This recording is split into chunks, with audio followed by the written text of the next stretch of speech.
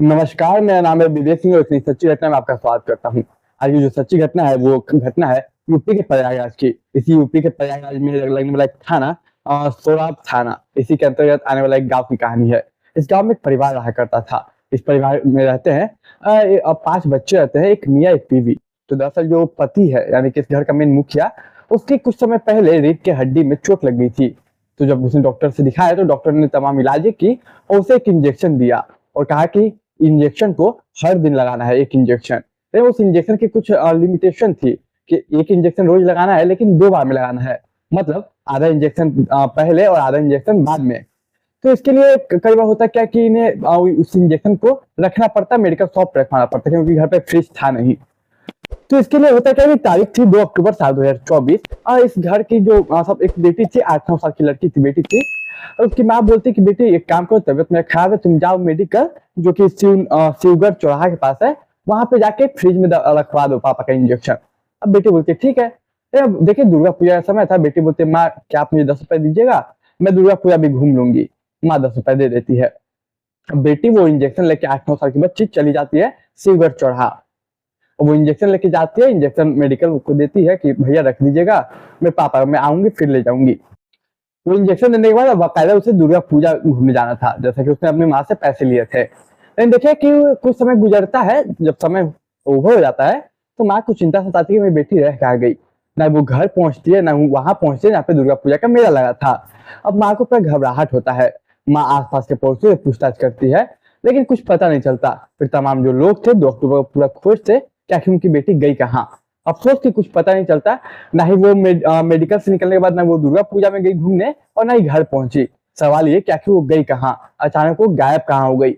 इसके बाद फौरन सुबह होती है। सुबह होती है तो इन्हीं के घर से लगभग 200 मीटर की दूरी पे एक बच्ची की लाश मिलती है। तमाम गांव वाले देखते हैं, फौरन यहाँ पे आके बोलते हैं कि तुम्हारी बेटी की लाश मिली है। फौरन इस बात की सूचना पुलिस को दी जाती है। अब पुलिस मौका वारदात पे पहुंचती है तो देखती है कि जो लड़की है 8-9 साल की, उसके तन पे कोई भी कपड़ा नहीं है। देखने से क्लियर था कि लड़की के साथ बहुत गलत किया गया है, बलात्कार किया गया है। फौरन बॉडी को कब्जे में लिया जाता है, फोरेंसिक के लिए भेजा जाता है। डॉक्टर देखते हैं और फोरेंसिक में ये भी आता है कि इस लड़की के साथ पहले बहुत तरीके से बहुत मारपीट किया गया है। इस लड़की के मतलब 8-9 साल की जो बच्ची है, उसके हाथ को तोड़ा गया है, उसके पैर को तोड़ा गया है, उसके साथ उसके बाद बलात्कार किया गया है। ये सुन के जो तमाम गांव वाले थे उनके मन में गुस्सा फूटता है कि आखिर किसने और क्यों किया। ये सवाल पुलिस के साथ पूरे गांव वालों के मन में भी था। अब पुलिस अपनी तहकीकात शुरू करती है। उन्हें इस बात की वो भी थी कि कोई इंसान इतना बर्बरता कैसे कर सकता है किसी लड़की, किसी बच्ची के साथ, केवल 8-9 साल की बच्ची की बलात्कार भी करेगा, हाथ पैर भी तोड़ देगा। कितनी तकलीफ हुई होगी, कितनी दर्द हुई होगी। पुलिस इन्वेस्टिगेशन करते हैं, टीम डॉग स्क्वाड की आती है, फोरेंसिक टीम आती है, पूरे एरिया को अच्छे से छानबीन करती है।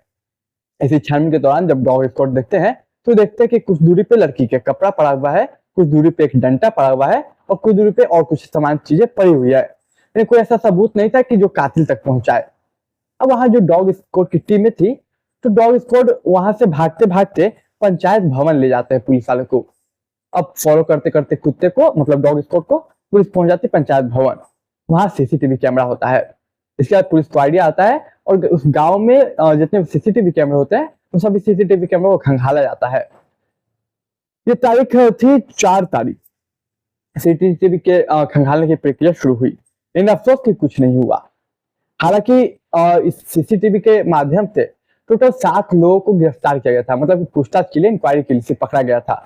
60 से ज्यादा लोगों से पूछताछ की गई सख्ती से, लेकिन अफसोस कि किसी ने कुछ कबूला नहीं, किसी ने कुछ बोला नहीं। अफसोस कि पुलिस का कोई उपचार भी नहीं था, कोई ऑप्शन भी नहीं था, उन्हें छोड़ना पड़ा। क्यों? क्योंकि उनके पास कोई सबूत नहीं था। उन्होंने सभी 60 लोगों को टटोला लेकिन कुछ नहीं मिला। समय गुजरता गया, पुलिस अपनी छानबीन तेजी करती गई। तारीख थी 12 अक्टूबर साल 2024। एक शख्स आता है और एक सीसीटीवी यानी कि एक डीवीआर देता है, जैसे सीसीटीवी फुटेज थी। उसमें दरअसल एक ये बच्ची कैप्चर होती है। उसमें एक साइकिल पर बैठती हुई बच्ची कैप्चर होती है। कोई एक शख्स है जो कि एक साइकिल पर बैठा के उस बच्ची को ले जा रहा है। अब पुलिस के जान में जान आते उस तस्वीर को निकाला जाता है और तमाम गांव वालों को दिखाया जाता है। जब वो तस्वीर गांव वाले देखते हैं तो कहते हैं सर ये तो यही का सराय घगौड़ी एक जगह है, वही का मुकेश कुमार है जो कि आमतौर पे मजदूरी करता है, कभी खेती करता है। अब पुलिस इसकी तहकीकात इसकी छानबीन शुरू करती है कि आखिर है कहाँ। वो उसके घर जाता तो घर से फरार था। पुलिस पूरा छानबीन करती, तमाम मुखबिरों को एक्टिव करती कि कैसे भी इसे पकड़ना है, लेकिन अफसोस तो नहीं पकड़ाता। तारीख से पुलिस को एक सूचना मिलती है तारीख से 15 अक्टूबर लगभग 10 बजे के कि ये बंदा यहाँ एक जगह पे आने वाला है। पुलिस अपने पूरे पुलिस फोर्स के साथ तैनात थी कि वो जैसे आएगा हम अरेस्ट कर लेंगे। वो बंदा आता है, पुलिस को देखते वो भागने की कोशिश करता है, बाकायदा पुलिस को गोली भी चलाता है। अब जवाबी फायरिंग में पुलिस भी गोली चलाती है तो उसके पैर पे गोली लग जाती है। उसके बाद पुलिस पकड़ती है, उसे फौरन हॉस्पिटल ले जाती है, SRN हॉस्पिटल।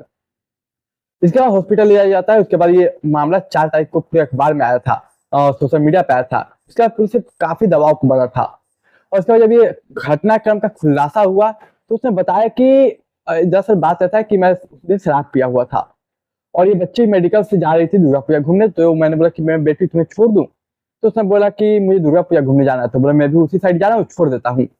अब लड़की बोलती है ठीक है। अब 8 साल की 9 साल की बच्ची क्या है उसे फर्क पता, वो बैठ जाती है। इसके बाद वो दुर्गा पूजा जैसे लगा हुआ था उस जाता है, तो दरअसल उसके घर के साइड से ही होके ले जाता है। तो घर से लगभग 200 मीटर की दूरी पे था। तो अचानक से लड़की को उतारता है, उसके कपड़े उतारने लगता है। अब जो बच्ची थी वो चिल्लाने लगती है, उसे कुछ गलत अंदेशा होता है, इसीलिए उसे बहुत गुस्सा आता है शराबी को और यानी कि मुकेश कुमार को, और वो उसे मारपीट करता है बहुत बुरे तरीके से। उसके हाथ तोड़ता है, फिर पैर तोड़ता है। इसके बाद उसके साथ वो बलात्कार करता है, घिनौना काम करता है।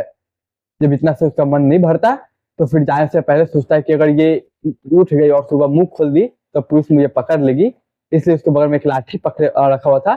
उस लाठी को उठा के उसके सर पे जोर से मारता है और तब तक मारता है जब तक उसे यकीन नहीं हो जाता तो बच्ची मरी हो। जब ये मामला का खुलासा हुआ तो तमाम जो पब्लिक थी वो काफी गुस्सा हुई कि इसे गोली पैर में नहीं कहीं और लगनी चाहिए थी। इसे कानून सजा भी देगी तो कितना देगी, इसे जो सजा मिलना चाहिए वो सजा कानून नहीं दे पाएगी, इसे शायद गोली कहीं और ही लगनी चाहिए थी। तो देखिए आजकल की मानसिक स्थिति कैसे हो चुकी है, नशा में लोग धूत ना जाने इतने, मतलब 8 साल के बच्चे आप खुद सोच सकते हैं उसे उम्र क्या हुई, वो मैच्योर भी नहीं थी। तो देखिए इस की सच्ची घटना, उम्मीद करता हूँ वो घटना पसंद आई होगी। और इस घटना का सुनाने का उद्देश्य किसी की भावनाओं को ठेस पहुंचाना, किसी के दिल को दुखाना नहीं, बल्कि समाज में जागरूकता फैलाना है। और समाज में जागरूकता इस तरीके से फैलाना है कि कोई भी अपने बच्चे को ऐसे ही ना भेजे, कोई अनजान व्यक्ति के साथ ना भेजे, या कभी करीबी के साथ भी भेजे तो उस पर भेजे जिसको उन्हें यकीन हो। तो देखिए मैं मिलूंगा एक नई कहानी में, तब तक आप कहानी अच्छी लगी हो तो ऐसी कहानी मैं सुनाते रहता हूँ। आप चैनल को सब्सक्राइब कीजिए, वीडियो को लाइक कीजिए, शेयर कीजिए, कमेंट कीजिए। मैं एक नई कहानी में मिलूंगा, तब तक के लिए मुझे इजाजत दीजिए।